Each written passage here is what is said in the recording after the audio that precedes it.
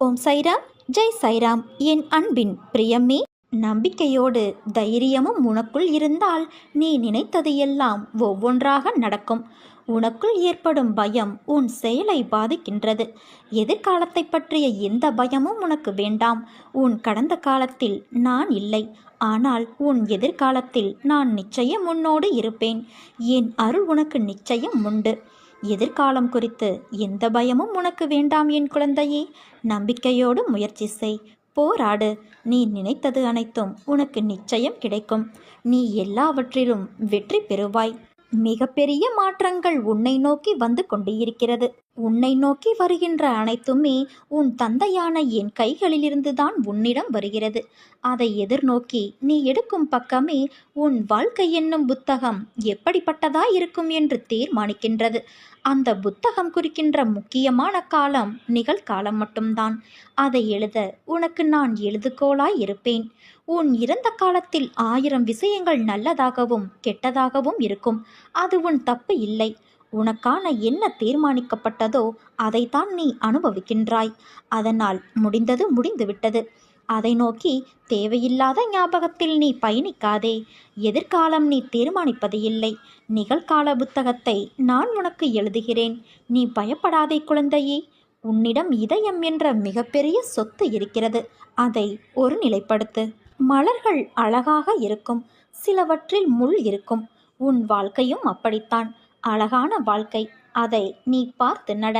நான் என் குழந்தையை தாங்கும் மண்ணாய் அடியில் பிடித்து காத்து இருப்பேன். உன்னை சந்தோஷமாக வாழ வைப்பேன். நீயாக ஒரு கற்பனை கதையை உருவாக்கி நடந்ததை பற்றி வீணாக யோசித்து உன்னுள் இருக்கும் அமைதியை கெடுத்து கொள்ளாதே. உனக்கான நேரம் சரியில்லாமல் இருக்கலாம், ஆனால் உன் தந்தையான நான் இருக்கையில் உன் வாழ்க்கைக்கான நேரத்தை நானே கவனித்துக் கொள்வேன். உன்னை ஒருபோதும் கவலைப்படவிட மாட்டேன். யார் என்ன வேண்டுமானாலும் எனக்கு எதிராக சொல்லட்டும். என் குழந்தை, என் மீது இவ்வளவு நம்பிக்கையாய் இருக்கும்போது, உன் உலகமாய் உன் தந்தையான நான் தான் என்று நீ ஆனந்தத்தில் சொல்லும்போது உன்னை விட்டு நான் எங்கே போவேன்? அதே போல எனக்கான உலகமும் என் குழந்தையான நீதான். உன் அம்மாவாக அப்பாவாக நான் என்றும் இருப்பேன். என் பக்தர்களை கர்மாவின் பிடியிலிருந்து மீட்டெடுக்கவே அவர்களின் பாவ கர்மாக்களை நான் பிச்சையாக பெறுகிறேன். நீ செய்யும் தானமும் தர்மமும் வீண் போகாது என் குழந்தையே. தர்மம் தலை காக்கும். எத்தனை சோதனை வந்தாலும் என் தந்தை என்னை கைவிட மாட்டார் என்ற நம்பிக்கையே உன் தைரியமாகும். அதை மட்டும் நீ ஒருபோதும் இழந்து விடாதே. பக்தி நிறைந்த உன்னுடைய பிரார்த்தனைகள் எப்போதுமே என்னை வந்து சேரும். அதை நீ மறவாதே. உன் பிரார்த்தனைகள் அனைத்தையும் உன் தந்தையான நான் நிறைவேற்றப் போகிறேன். விரைவில் ஒரு அதிசயம் நடக்கும். ஏற்பட போகும் அதிசயங்களுக்கு நன்றி என்று மட்டும் ஆழமாக மனதில் சொல்லிக்கொண்டே இருந்தால் போதும். உனக்கு வெற்றி தானாக தேடி வரும். உன் கவலைகளுக்கு காரணம் உன் கர்மவினை என்றேன். ஆனால் நீயோ நான் ஏதும் பாவம் செய்யவில்லையே, எந்த வகையிலும் தவறு செய்யவில்லையே என்றாய். நீ இந்த ஜென்மத்தில் எந்த கர்மாவும் செய்யவில்லை. ஆனால் இதற்கு முந்தைய ஜென்மங்கள் எப்படி இருந்தது என்பது உனக்கு தெரியாது. அதன் விளைவுகளாக கூட இந்த துன்ப நிலை என்பதை நீ உணர்ந்து கொள்ளலாம். பழைய ஜென்ம விஷயங்களை சொல்லி என்னை சமாதானப்படுத்த நினைக்காதீர்கள். இதற்கு என்ன காரணம் என நீ கேட்கலாம். இறைவனின் திருவிளையாடல் உன் வாழ்வில் நடப்பதால் நீ துன்பத்தை ஏற்க வேண்டிய நிலை உள்ளது. அதை மறந்து விடாதே. அப்படியானால் என் கஷ்டம் தொடர்கதையாக இருக்கப் போகிறதா என கேட்கிறாயா? நிச்சயமாக இல்லை. எப்போது என்னை உறுதியாக பற்றி கொள்ள ஆரம்பித்தாயோ அப்போதே நீ விடுதலையின் படியில் காலை வைத்து விட்டாய் என்பதை உறுதியாக நம்பு. உன் தந்தையான நான் உன்னுடைய வலியையும் பிரச்சனை போன்ற எதையும் நிர்மூலமாக்கி விடுவேன். அனைவர் மீதும் கருணை கொண்ட உன் தந்தையான நான் நிச்சயம் உன்னையும் பாதுகாப்பேன். இப்போது நீ பிரச்சனைகள் தடங்கல்கள் என்னும் கடலில் கழுத்து வரை மூழ்கியிருக்கலாம். துக்கமும் வேதனையுமாகிய படுகுழியில் ஆழமாக அமிழ்ந்து போயிருக்கலாம். ஆனால் நீ கவலைப்படாதே, அமைதியாயிரு. நம்பிக்கையோடு என் நாமத்தை இடைவிடாது சிந்திப்பவர்கள் துக்கப்படுவது கிடையாது. உன் துக்க நாட்கள் முடிந்துவிட்டது. என் நாமம் உன் உள்ளத்திலும் யோக சக்தியான உதி உன் நெற்றியிலும் இருக்கும் வரை எந்த கெடுதலும் உன்னை நெருங்க முடியாது குழந்தையே. இது என் சத்திய வாக்கு. என் தங்கமே, வாழ்க்கை அமைதியானதுதான். உன் மனம் மட்டும்தான் பதற்றமாக இருக்கிறது. அதை சாந்தப்படுத்தி வாழ்வில் வெற்றி பெற சில வழிமுறைகள் உள்ளது. அதை நீ பின்பற்று. உன் வாழ்வில் வசந்த காலம் உன்னை தேடி வரும். உனக்குள்ள பிரச்சனைகள் எல்லாம் உன்னுடைய திறமைக்கு உட்பட்டவை. அதை மீறிய பிரச்சனைகள் ஏதும் இல்லை. நல்ல முடிவுகள் அனுபவத்திலிருந்து பிறக்கின்றது. ஆனால் அனுபவமோ தவறான முடிவுகளிலிருந்து கிடைக்கின்றது. எதையும் உயர்வாக பார்க்காதே, தாழ்வாகவும் பார்க்காதே. யாரையும் ஆராதிக்கவும் வேண்டாம், தோற்றவும் வேண்டாம். நானே கதி என்பவனின் வாழ்வை இன்பம் என்னும் கடலில் மூழ்கி விடும்படி நான் செய்வேன். மாயை உலகிலிருந்து காத்தருளுவேன். ஈன்றெடுத்த தாயை விட ஒரு நொடியும் இடைவிடாது பாதுகாப்பேன். அனைத்துமாய் நான் இருக்க நீ ஆனந்தமாய் இருப்பாய் என் குழந்தையே. நீ எப்போதும் என்னை நினைத்து கொண்டு இருந்தால் கர்மங்களை அனுபவிக்கும் சக்தியை நான் உனக்கு கொடுப்பேன். அது துன்பம் என்ற எண்ணம் உன்னில் ஏற்படாதவாறு இருக்க செய்வேன். நீ கைவிடப்பட்டு பாழடைந்த நிலையில் இருந்தாலும் பயப்படாதே. உன்னில் தீபம் ஏற்றுவதற்காகவே உன் தந்தை நான் உன்னிடம் வந்திருக்கிறேன் என்று உறுதியாக நம்பு. நீ பிரகாசமடைவதும் உறுதி, மற்றவர்களை விட உயர்வதும் உறுதி. பாழடைந்த உன்னை தூக்கி பலர் போற்றும் நிலைக்கு நிச்சயம் நான் உயர்த்துவேன். என்னை கேவலமாக பேசியவர்கள் முன் நான் வாழ்ந்து காட்ட மாட்டேனா என்று நீ ஏங்கிக் கொண்டு இருக்கிறாய். கவலை கொள்ளாதே. சத்தியத்திற்கும் எனக்கும் கட்டுப்பட்டு நேர்மையோடு இருக்கும் நீ நிச்சயம் தடைகளை தகர்த்து வெற்றி பெறுவாய். உலகில் சிலர் எப்பொழுதும் மற்றவர்களை காயப்படுத்தி கொண்டுதான் இருப்பார்கள். அதைத்தான் அவர்கள் உனக்கும் இழைக்கிறார்கள். அதனால் அந்த சொற்களுக்காக நீ வருந்தாதே. மனதைரியத்தோடு நீ உன் கடமைகளை செய். உன்னுடைய ஆற்றலை தேவையற்ற இவர்களிடம் வீணாக்காதே குழந்தையே. இதுவரை உன் மனதில் இருந்த வலி, துக்கம், தோல்விகளால் மனம் வெறுத்து போய் பரிதவித்தது எல்லாம் முடிவுறும். உன் உழைப்பிற்கேற்ற பலன் கிடைக்கும். நிம்மதியும் சந்தோஷமும் அழகாய் பூத்து குலுங்கும் வண்ண மலர்களைப் போல இனி உன் வாழ்க்கையில் என்றும் வசந்தமே. உன்னை ஏளனமாக பார்த்து நகைத்தவர்கள் முன்னால் நீ கொடியாய் உயர்ந்து நிற்பாய். அந்த காலம் வெகு தூரத்தில் இல்லை. என் குழந்தையின் நல்வாழ்வே எனக்கு மகிழ்ச்சியை தரும். நிச்சயம் நீ தடைகளை தகர்த்து வெற்றியடைவாய் குழந்தையே. பாவம் நீ பிறர் மீது பாசம் வைத்தே உன்னை நீ தொலைத்து விட்டாய். இன்று உனக்கு பரிவு காட்டுவார் யாரும் இல்லை. ஆதரவு சொல்ல ஆள் இல்லை. உறவினர்கள் வருவது உன்னை பார்த்து ஆறுதல் சொல்வதற்காக அல்ல, உன் கஷ்டத்தை பார்த்து கனநேரமாவது சந்தோஷப்படுவதற்காக. மன இறுக்கத்தால் நீ பிதற்றுகிறாய். உன்னை நினைத்து நீ சத்தமிட்டு கத்துகிறாய். உன் கண்ணில் எப்போதும் கண்ணீர் துளிகள் ஆறாக பெருகுகிறது. உன் நிலையை நினைத்தால், பேசினால் துக்கம் தொண்டையை அடைக்கிறது. இதையெல்லாம் சமாளிக்கலான்னு ஒரு முறை நினைக்கிற, மறுமுறை எப்படி இதை சமாளிப்பேன்னு சோர்ந்து போகிற. நிம்மதியை இழந்து பல நாட்கள் ஆகிடுச்சு இல்லையா? பட்டினியா இருக்காத குழந்தையே. உன்னை நீயே வருத்தப்படுத்தினது போதும். கண்ணீரை துடை, மனதை ஊக்கப்படுத்து, தைரியமா இரு. எதற்கும் நீ காரணம் இல்லை. எதுவுமே உன்னை கேட்டு இங்கே நடைபெறதில்லை. அப்படி இருக்கும்போது அவற்றுக்கெல்லாம் நீ எப்படி பொறுப்பாளனா இருக்க முடியும்? இது எல்லாத்திலிருந்தும் விலகி நின்று அனைத்தையும் ஒரு வேடிக்கையாளனா வேடிக்கை மட்டும் பாரேன். உன் மனம் குழம்பி தவிக்கும் போதெல்லாம் என்னுடைய ஆலயத்துக்கு வா. அனைத்து சந்தேகங்களுக்கும் நான் பதில் தரேன். உன்னை பாதுகாக்கவே நான் உன்னுடனே எப்போதும் இருக்கேன். உன்னை உன் சாயப்பானா எப்போதும் கைவிட மாட்டேன். மற்றவங்க நம்ம பற்றி என்ன நினைப்பாங்கன்னு தேவையற்று நாமே நமக்குள் நினச்சிக்கொள்ளும் ஒரு கண்ணோட்டம் ரொம்ப தவறு தங்கமே. நம்மை பற்றிய நம் கண்ணோட்டத்தை விட மற்றவர்கள் கண்ணோட்டத்திற்கு நாம் பெரிதாக மதிப்பளிக்க தொடங்கும் போது தான் நாம் மனசளவில் நம்ம தாழ்த்தி கொள்ள துவங்கிடுறோம். நாம் செய்யும் செயல்களையும் அதன் விளைவுகளையும் மறந்து அடுத்தவர்களின் எண்ணத்துக்காக அதிக மதிப்பு கொடுப்பதா நாம் செயல்கள் முழுவதும் நடைபெறாமல் அதனால் மனம் புழுங்குவது உன் வழக்கமாகி விட்டது. நீ முன்னேற எடுக்கும் ஒவ்வொரு முயற்சியையும் இந்த எண்ணம் சாகடிச்சிடும். முளையிலேயே முயற்சி சாகடிக்கப்படுவதால முன்னேற்றம் எங்கிருந்து வரும்? இந்த அச்சத்திலேயே பலர் மற்ற தகுதிகளை, திறமைகளை கைவிட்டு விடுகின்றனர்.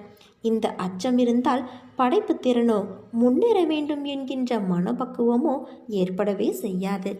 நம்மளை சுற்றி என்ன நடக்கிறதுங்கிறதே தெரியாது. புரியாது. முதல்ல இந்த எண்ணத்திலிருந்து வெளியில் வர வேணும்.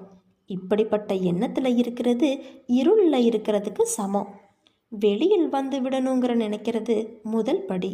மற்ற தடைகளை வரிசையாக நீ களையணும். மனசில் ஆழமாக பதிஞ்சிக்கோ. எதிர்மறை எண்ணம், தாழ்வு மனப்பான்மை, அச்சம், தயக்கம், ஒப்பீடுன்னு அனைத்திலும் இருந்து நீ வெளியே வர பழகிக்கோ.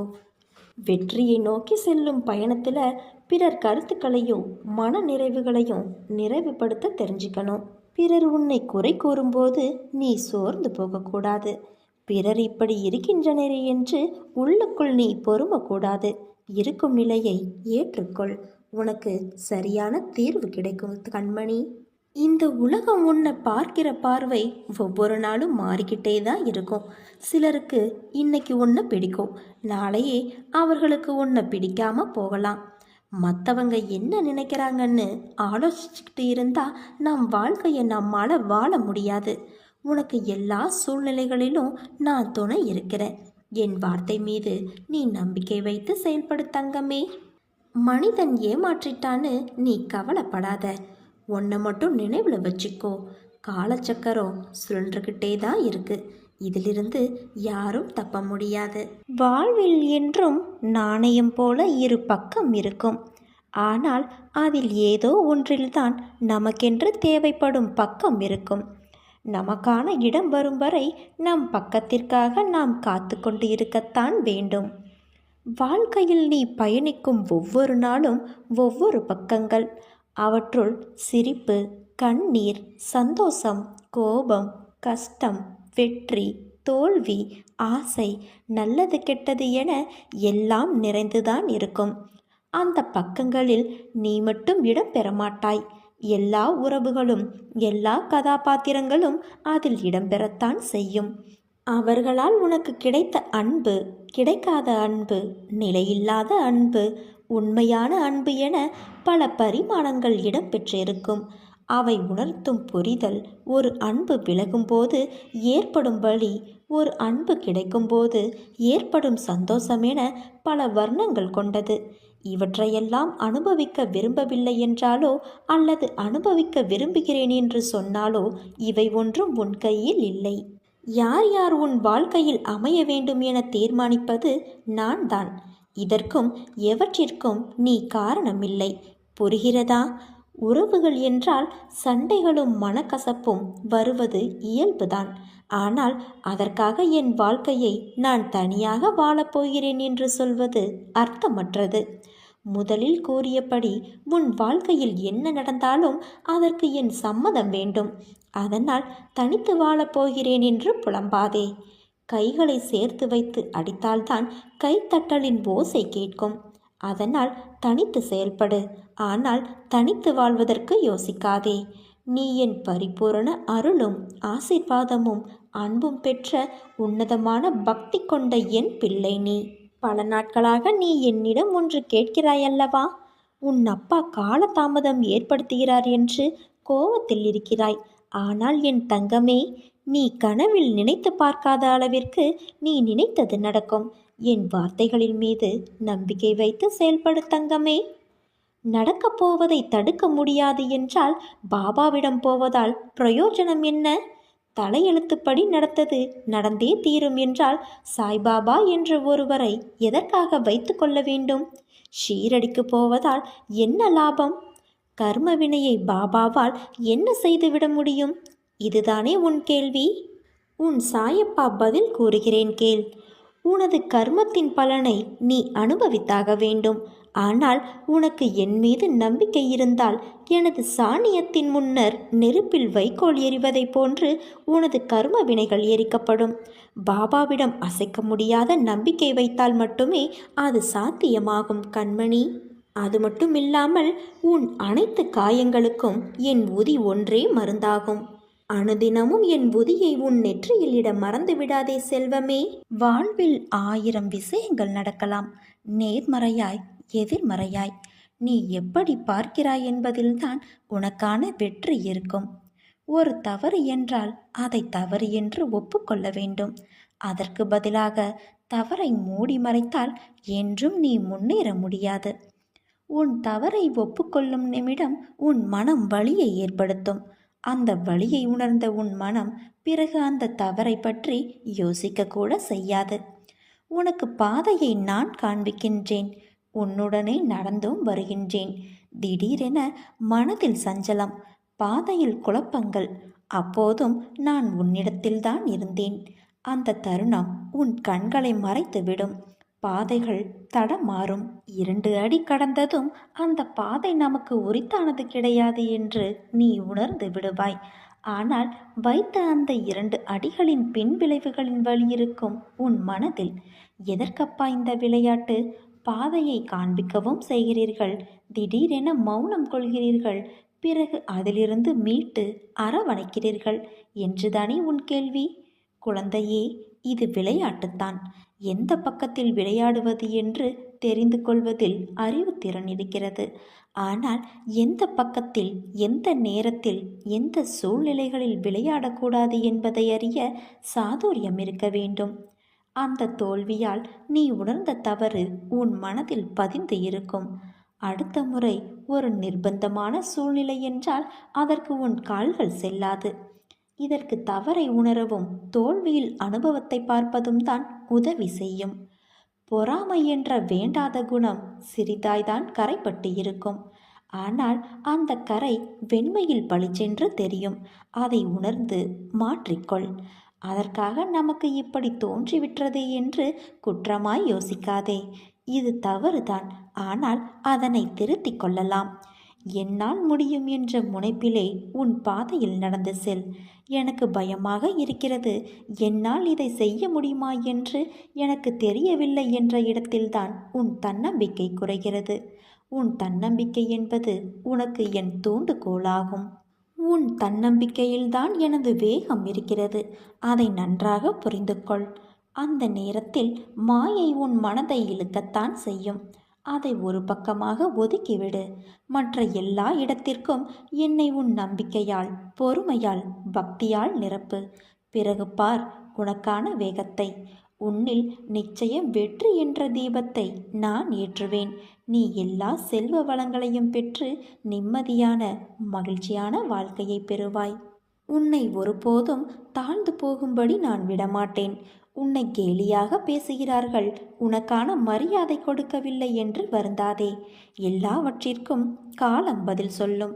உன்னுடன் நான் என்றும் இருப்பேன்.